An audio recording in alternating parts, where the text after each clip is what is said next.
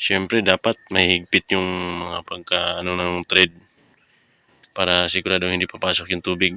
So yan, ilagay ko na po sa tubig.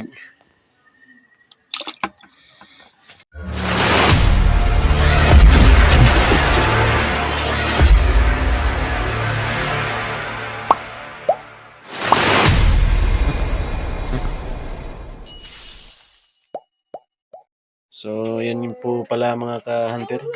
Dumating na po pala yung aking order galing sa Lazada na flashlight. Yung ano po siya, underwater. Ito po siya. Kadarating pa lang po kanina.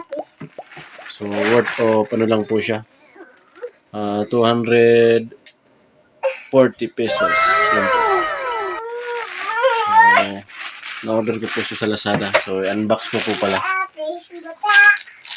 Para makita nyo rin kung maganda yung na-order ko sa Lazada na underwater flashlight.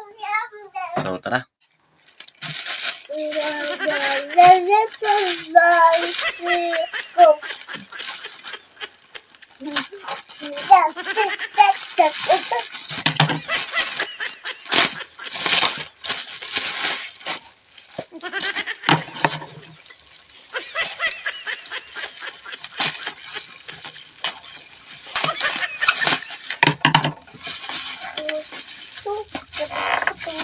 So, maganda po yung pagkabalot niya, nakabubble wrap.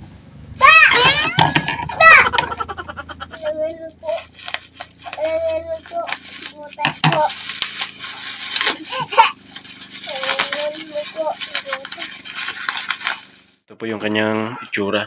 So, worth of 240. Free shipping na po siya. Bubuksan ko lang po. Buksan ko lang po.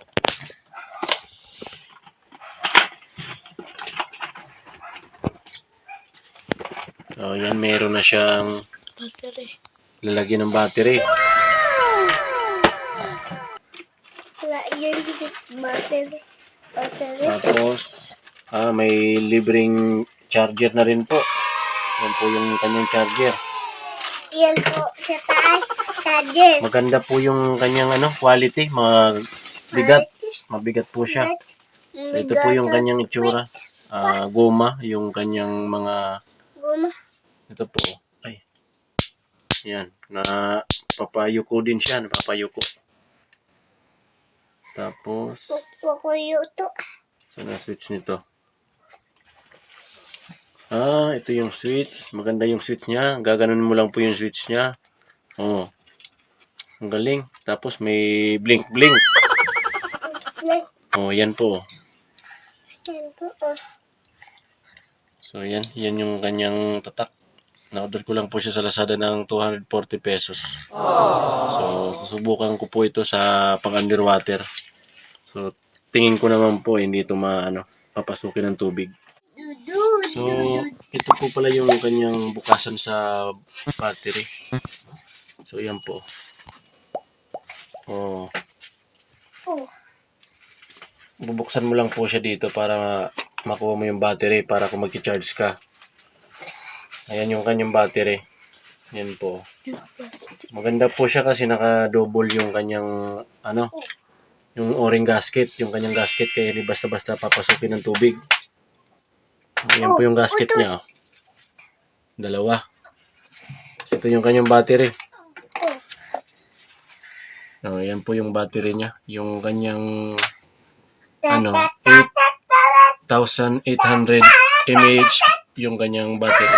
Yung kanyang capacity. So, mataas din po. So, pero masusubukan ko rin po ito kung matagal talagang malobat. So, ayan, para masubukan natin kung talagang hindi pinapasok to ng tubig. So, subukan natin ilubog dito sa timba na mayroong lamang tubig. So, tingnan natin kung talagang legit na hindi papasukin ng tubig ito.